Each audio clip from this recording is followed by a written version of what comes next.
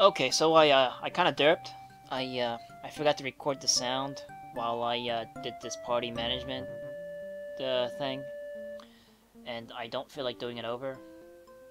And you know, it might have been a good thing I forgot, so that now I can I can spend maybe tops 15 minutes instead of the 45 minutes. Seriously, I spent 45 minutes doing this, uh, doing all the character layout stuff. But I am gonna go and try to quickly describe some of this stuff. This is the character stats screen. The leader of the party is represented here by this leader tab. You can change the leader by going into another person's tab and clicking on this button. And pretty much the leader will be the spokesperson of the party.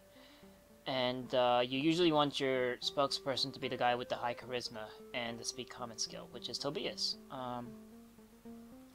And in certain cases, we would maybe switch the party leader to maybe Ping, for example, to use his intellectual skills, because certain interactions will require you to be smart, especially when you're talking to like alchemists or the snobby douchebags at the university. Yeah, that's when Ping takes over. But yeah, for the most part, our leader will be Tonberry Toby.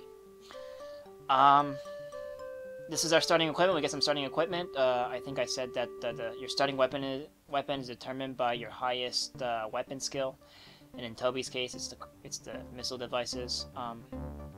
And I intentionally sort of optimized this. I kept the missile device skill higher than the impact skill, because when you get an impact weapon as your starting equipment, the game gives you a simple club, which is pretty easy to obtain at the market, whereas a crossbow would cost like 100 times the price of a club. So yeah, it's a good thing if you're going to be proficient with a missile device to start with a crossbow.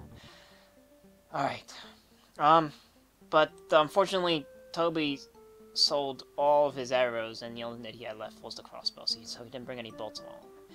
But with the money he made from his mercantile business, he did purchase a vest of chainmail, a chainmail vest, and some leather armor for his limbs, which is excellent. This is good starting equipment.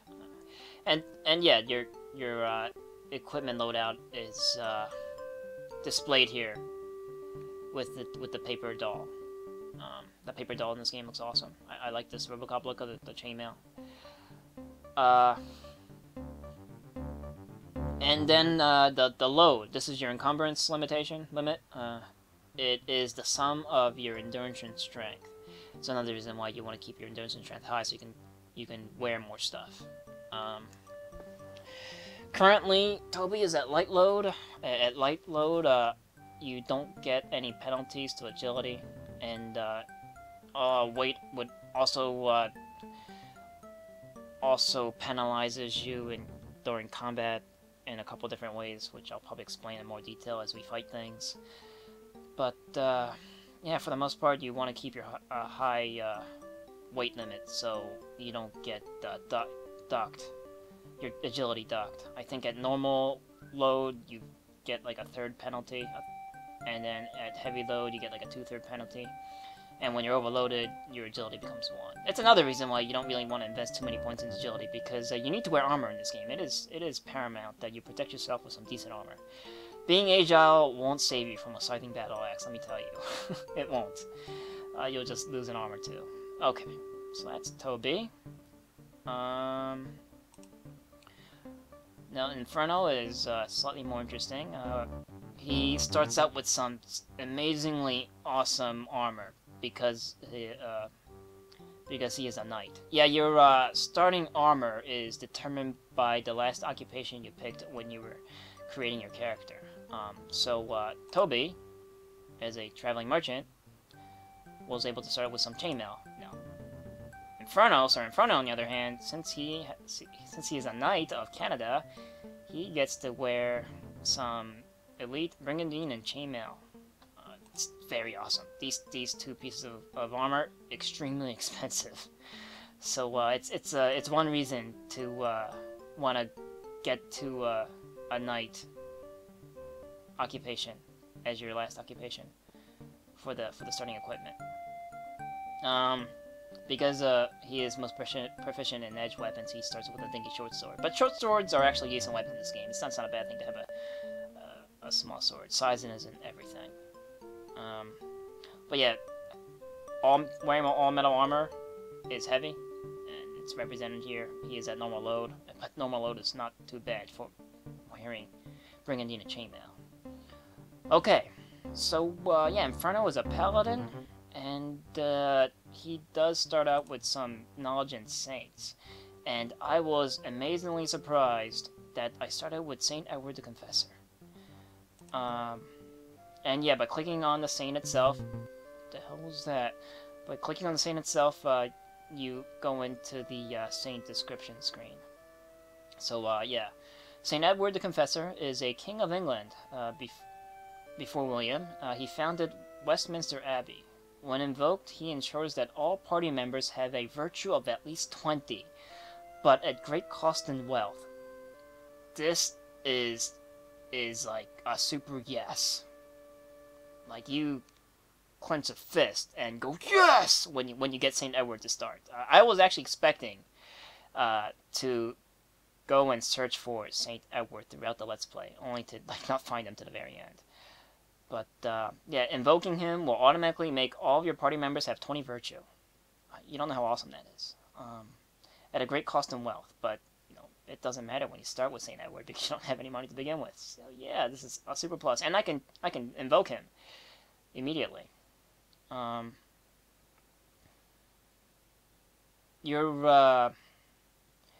right, so your chance of success, I think, is calculated by your virtue and maybe your religion. I don't exactly know how the math works, but it's at a 100-point scale.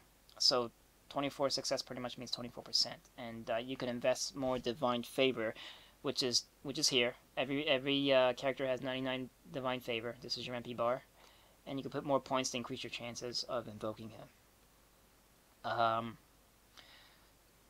Now every saint will automatically take some points from your divine favor bar just to invoke him, or maybe not, or maybe it will. Yeah, like no, I don't think any saint you can cast for free. So you want to you sort of want to be frugal with your divine favor. You don't really want to pump all of your divine favor into a single casting because you might need to be able to cast a saint later, and regenerating divine favor takes a while, especially with a religion skill of 30 that we start with. We'll need to spend some time increasing it so that we can get back our divine favor faster by resting and things. Alright. And you could pray for a certain person. It's blank right now because we're not in the game yet, but once we are in the game, we can, from here, tell Inferno to pray for someone to get all these bonuses. Alright. And he also has knowledge of Saint Genevieve, which I believe we can't cast, because we don't have enough virtue to cast her. Like I think I said before, that your total virtue is the measurement, or saints requires a certain amount of virtues to cast. Some saints require high virtues, some saints don't. Saint Genevieve's case, she's gonna need more than 33, so we can't cast her yet. Our success rate is 0. I'm not even sure if I'm saying her name right. It's like Saint Genevieve. Either way, she's the patron saint of disaster, drought, rain, and fever. She is known to have saved Paris from many disasters. She heals a small amount of strength and a modest amount of endurance, and prevents enemies from initiating combat until the party attacks. She is invoked in combat, enemies might flee. Yeah, and I commented that I don't think Paris or the French prayed to Saint Genevieve during World War II. and I laughed at my own joke. Yeah, I thought it was funny at the time. It's not funny anymore. Alright, anyway, so that's Saint Genevieve. We can't cast her yet. But that's okay, because we got Saint Edward. He made up for everything. Alright, Ping, he starts with a dinky throwing dagger, which is fine. It's better than nothing. Because, yeah, he doesn't start with any armor. Since he's a professor. He doesn't need those things. But he did bring along some potions out of his private lab, which is good.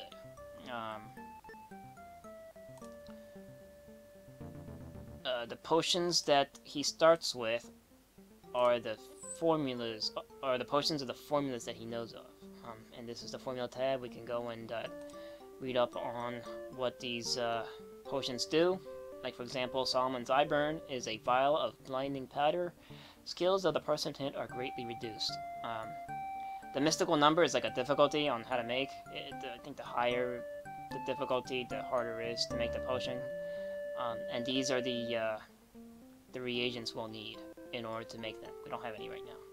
We'll need to go out and collect ingredients for paying to brew into potions.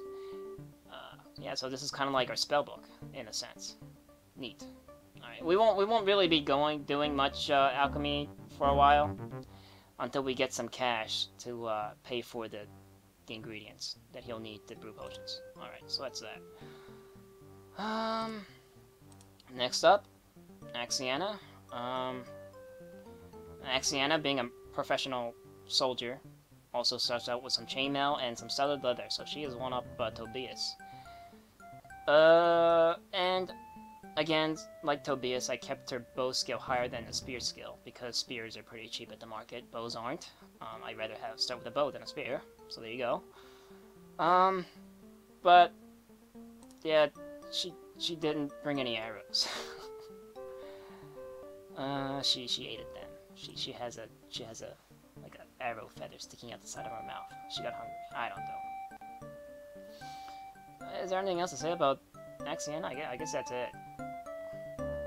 Yeah, that's pretty much it. But I can say that maybe you might notice the 25Q next to all the equipment. This is the quality.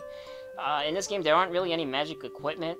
Only like high and low quality. I think Germany back then prized like good craftsmanship. That well, it's still the center of their thing. Even now, Germans are known for their engineering skills and such, and it's sort of reflected in this game. Obviously higher quality is just better. It hits harder and it lasts longer. Okay. Oh, and we'll get more into this as it comes up. All right. And uh-oh.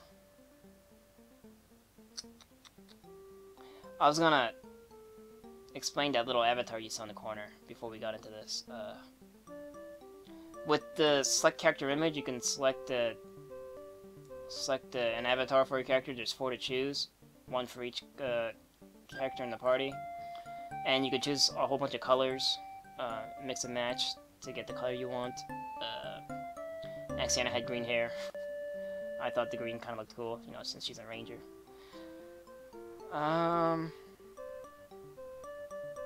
What else? But yeah, it's kind of worrying me that it's blank right now.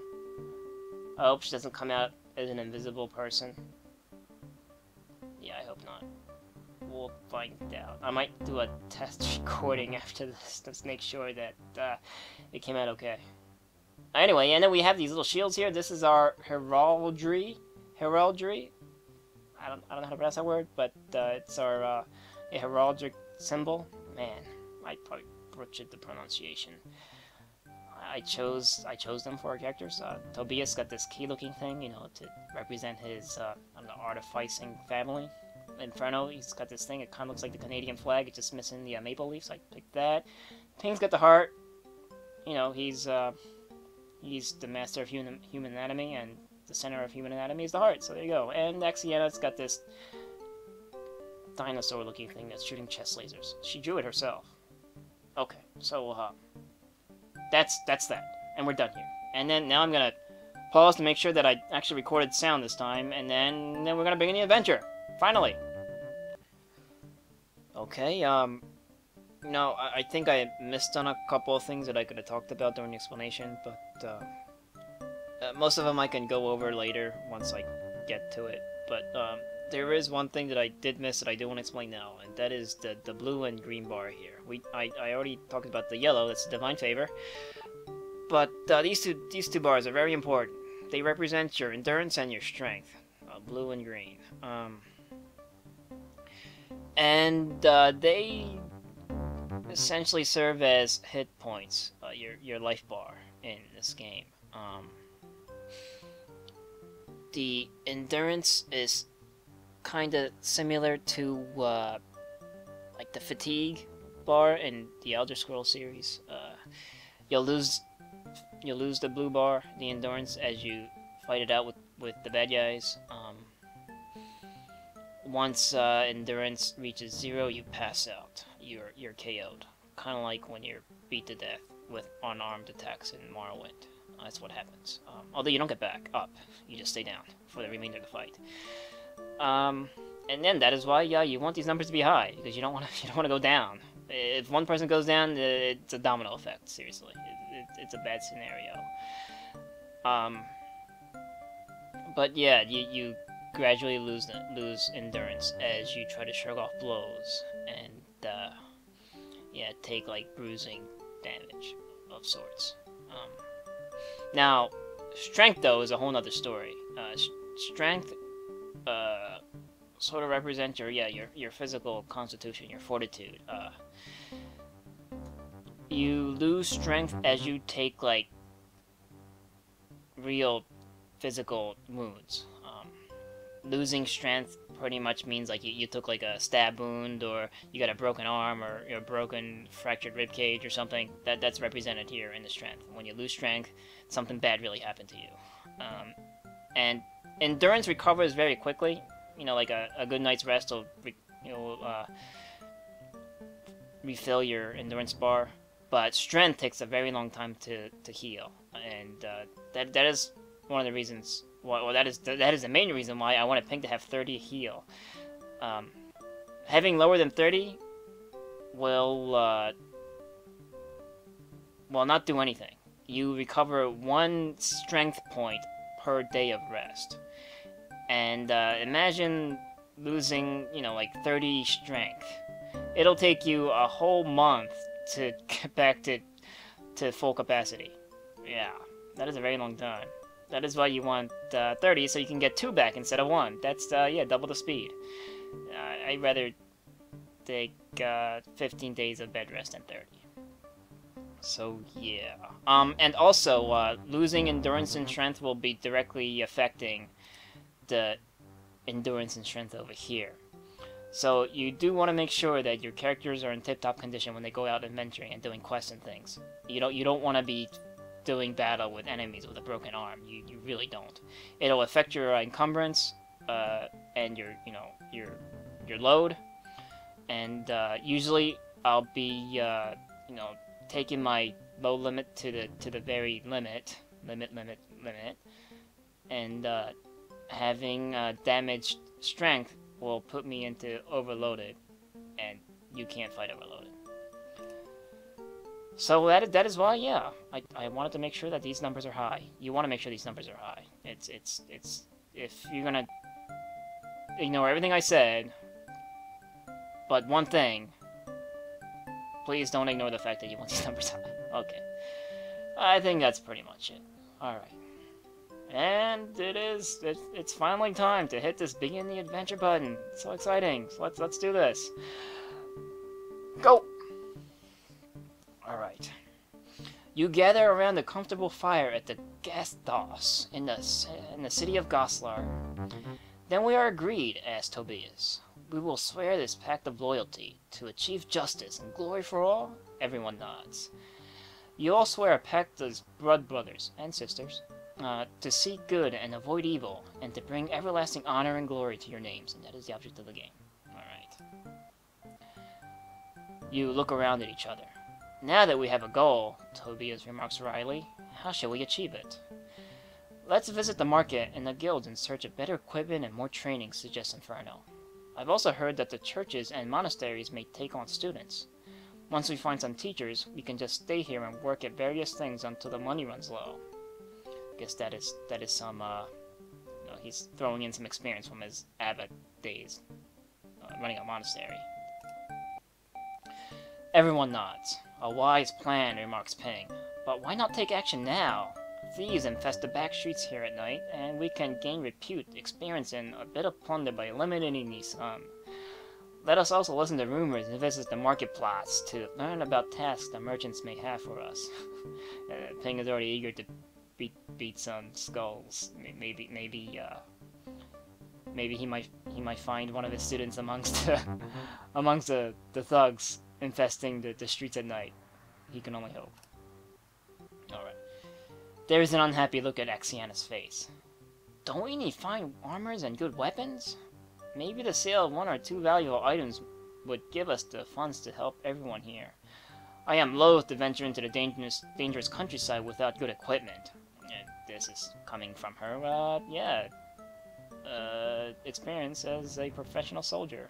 You don't want to be out there in the countryside without a good supply of arrows, she says. And Tobias goes, I ain't the one that ate my arrows. And Axion goes, well, I ain't the one that sold all those bolts away. So there you go. Already having some bickering amongst the party, which is good. Anyway, after discussing these issues, you decide to... And, yeah, this is the dungeon mastery field that I was talking about this game.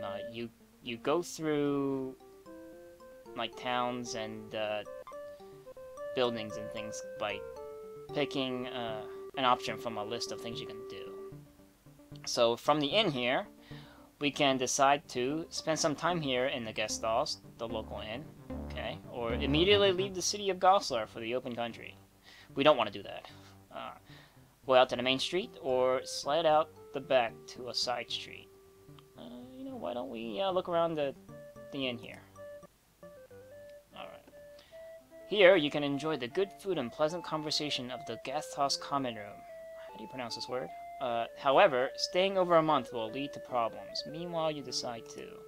Yeah, staying over a month kind of makes everyone become suspicious of you. Like, it's kind of odd for a group of people to be renting an inn out for over a month, I guess, in this time period. Yeah. You'll start losing reputation.